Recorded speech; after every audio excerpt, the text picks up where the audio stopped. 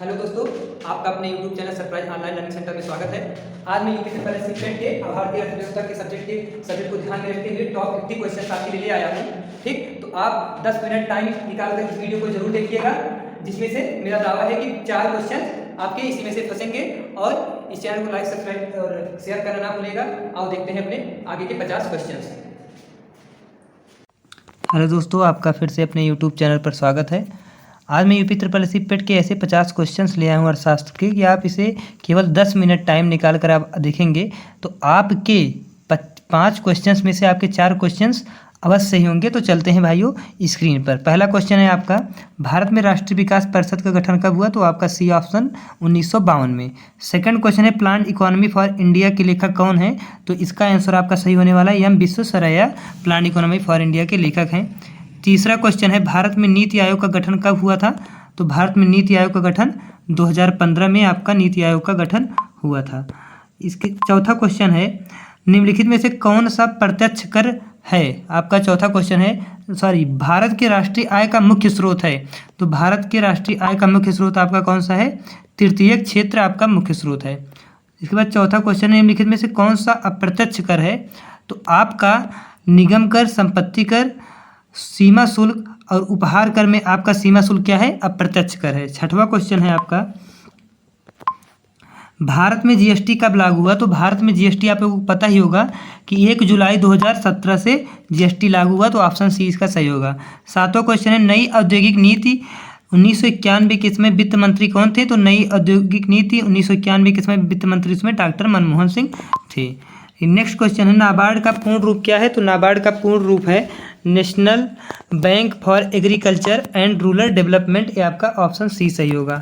इसके बाद next question है, कौन सी संस्था भारत में रेपो दर और रिवर्स रेपो दर निर्धारण करती है? तो इसका ऑप्शन होगा भारतीय रिजर्व बैंक, ऑप्शन सी। इसके बाद नेक्स्ट क्वेश्चन है आपका, दूसरी पंचवर्षीय योजना का प्रारूप किस अर्थशास्त्री के आर्थिक मॉडल पर आधारित था? तो किस आर्थिक मॉडल पर आधारित था? PC Mahalanobis, PC Mahalanobis. इसके बाद नेक्स्ट क्वेश्चन है, भारत में आयकर प्रारंभ करने में कौन उत्तरदायी था? तो भारत में आयकर प्रारंभ करने में जेम्स बिलियन उत्तरदायी थे, जेम्स बिलियन उत्तरदायी थे।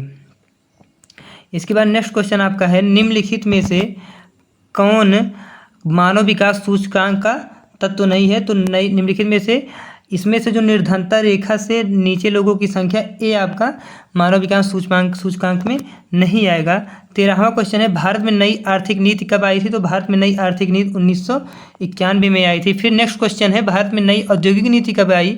इसका भी ऑप्शन यही सही होगा। भारत में नई औद्योगिक नीति भी आपकी भारत में नई औद्योगिक नीति आपकी 1991 में, नई आर्थिक नीति और नई औद्योगिक दोनों ही 1991 में आया था। नेक्स्ट क्वेश्चन है, खाद्यान्नों का न्यूनतम समर्थन मूल्य प्रति वर्ष कौन घोषित करता है? तो इसका आंसर होगा कृषि लागत एवं मूल्य आयोग आपका घोषित करता है। इसके बाद नेक्स्ट क्वेश्चन है, ऑपरेशन फ्लड सेकंड का निम्न में से किससे संबंध है? तो दुग्ध आपूर्ति से आपका इसका संबंध है। इसके बाद 17वां क्वेश्चन है, रिजर्व बैंक ऑफ इंडिया का मुख्यालय मुंबई से पहले कहाँ था? तो रिजर्व बैंक ऑफ इंडिया का मुख्यालय मुंबई से पहले आपका कोलकाता में था। नेक्स्ट क्वेश्चन है, ऐसा राज्य जहाँ कोई क्षेत्रीय ग्रामीण बैंक नहीं है? तो सिक्किम और गोवा दो ऐसे राज्य हैं जहाँ पर कोई भी क्षेत्रीय ग्रामीण बैंक नहीं। इस क्वेश्चन के अकॉर्डिंग आपका सिक्किम राइट ऑप्शन होगा। नेक्स्ट क्वेश्चन है, जीएसटी परिषद में राज्यों को कितना वोट अधिकार दिया गया है? तो जीएसटी परिषद में राज्यों को 2/3% का वोट अधिकार दिया गया है। इसके बाद नेक्स्ट क्वेश्चन है, जीएसटी परिषद का अध्यक्ष कौन होता है? तो जीएसटी परिषद का अध्यक्ष वित्त मंत्री होते हैं। नेक्स्ट क्वेश्चन है, निम्नलिखित में से कौन सा चतुर्थी क्षेत्रक के अंतर्गत आता है? तो चतुर्थी क्षेत्रक के बात करेंगे तो हम सूचना प्रौद्योगिकी आपका चतुर्थी क्षेत्र के अंतर्गत आता है। नेक्स्ट क्वेश्चन है, भारतीय अर्थव्यवस्था कैसी है? तो आप लोगों को पता होगा कि भारतीय अर्थव्यवस्था मिश्रित अर्थव्यवस्था है, जो कि द्वितीय पंचवर्षीय योजना के समय लागू हुई थी। नीति आयोग का पूर्ण रूप आपका क्या है? डायरेक्ट क्वेश्चन का आंसर दे दिया गया है। तो किसका पूरा नाम क्या है? National institution for transforming India, मतलब भारतीय राष्ट्रीय संस्थान, भारतीय राष्ट्रीय परिवर्तन संस्थान आपका इसका पूर्ण नाम है। 24वां क्वेश्चन है, फेमा का पूर्ण रूप? तो उसका भी डायरेक्ट आंसर ही दे दिया गया है। फेमा का पूर्ण रूप क्या है? Foreign exchange management act. इसके बाद 25 नंबर का क्वेश्चन है, खादी और ग्रामोद्योग आयोग की स्थापना किस पंचवर्षीय योजना के दौरान हुई? तो ये पंचवर्षीय नहीं, आपकी द्वितीय पंचवर्षीय योजना थी। इसके बाद नेक्स्ट क्वेश्चन है, भारत में पहला एटीएम किस बैंक ने स्थापित किया? तो भारत में पहला एटीएम बैंक आपका HDFC बैंक ने स्थापित किया। नेक्स्ट क्वेश्चन है, भारतीय मुद्रा नोट के भाषा पैनल पर कितनी भाषाएं होती हैं?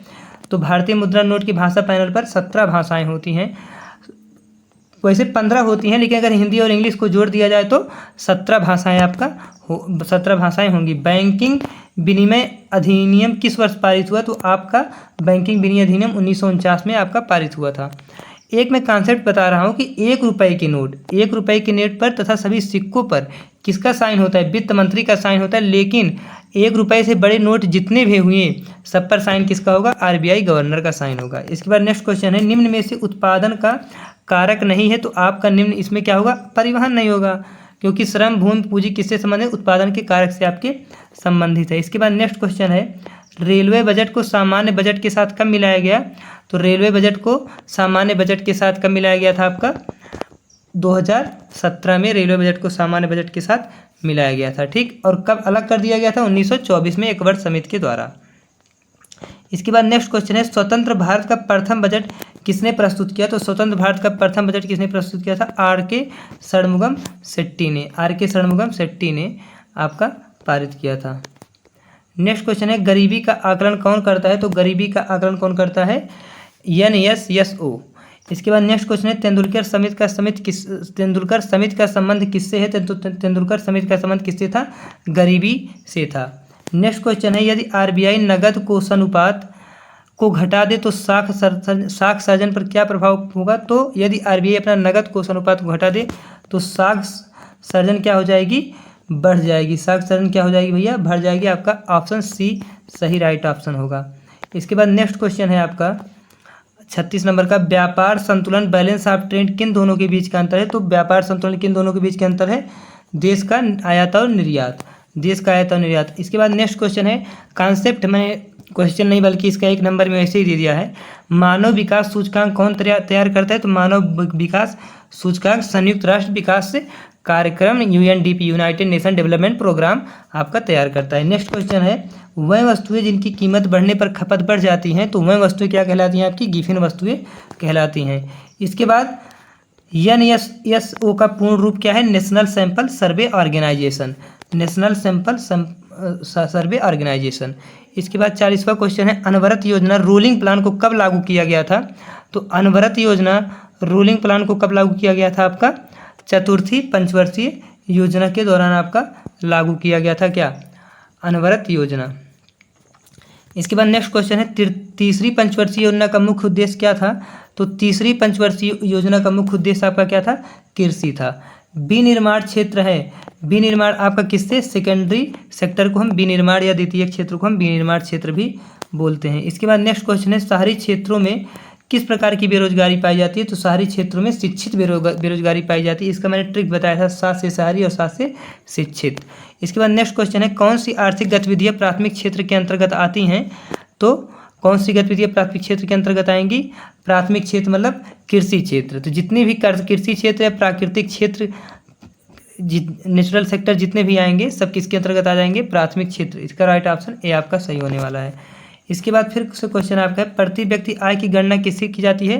तो प्रति व्यक्ति आय की गणना ऑप्शन ए अर्थात राष्ट्रीय आय राष्ट्रीय आय को जनसंख्या से भाग देंगे तो आपकी क्या निकल के आएगी? प्रति व्यक्ति आय निकल के आ जाएगी।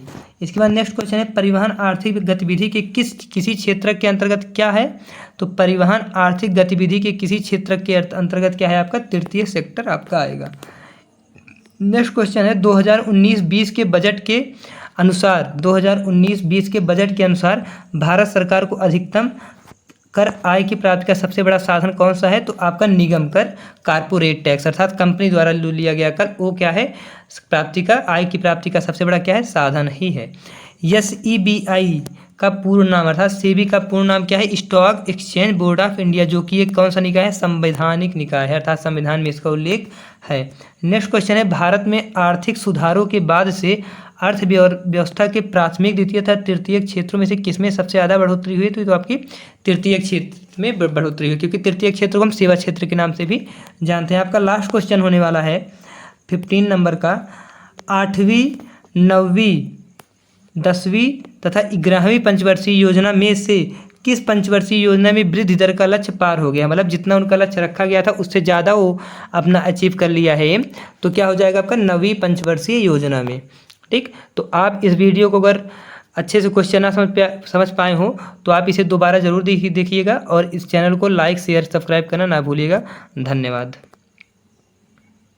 कंप्लीट है। ये आप 50 क्वेश्चन करके जाएगा, मेरी गारंटी है कि आप 50 क्वेश्चन के 5 आने हैं, इसमें से 4 तो मेरा दावा है फंसेगा, लेकिन 5 अगर फंसेगा तो कोई बड़ी बात है नहीं, क्योंकि मेरे अनुभव से पूर्ण रूप से तैयार किया गया है। ठीक, तो आप इस चैनल को लाइक शेयर एंड सब्सक्राइब करें ना भूलिएगा। तथा एक मेरा नया चैनल है surprise R one day exams, जिस पर आपको ट्रिक और कॉन्सेप्ट बेस्ड चीज़ें सिखाई जाएंगी। बस मेरा एम क्या रहेगा कि चीज़ें आपके समझ में आनी चाहिए, तथा आपका 1 नंबर जो एग्जाम में आना है उसे आप बिना 4 ऑप्शन पढ़े आप उसे सही करने जाएं। तो आप मेरे दोनों ही चैनल को subscribe, like share and subscribe करके ना भूलिएगा। धन्यवाद।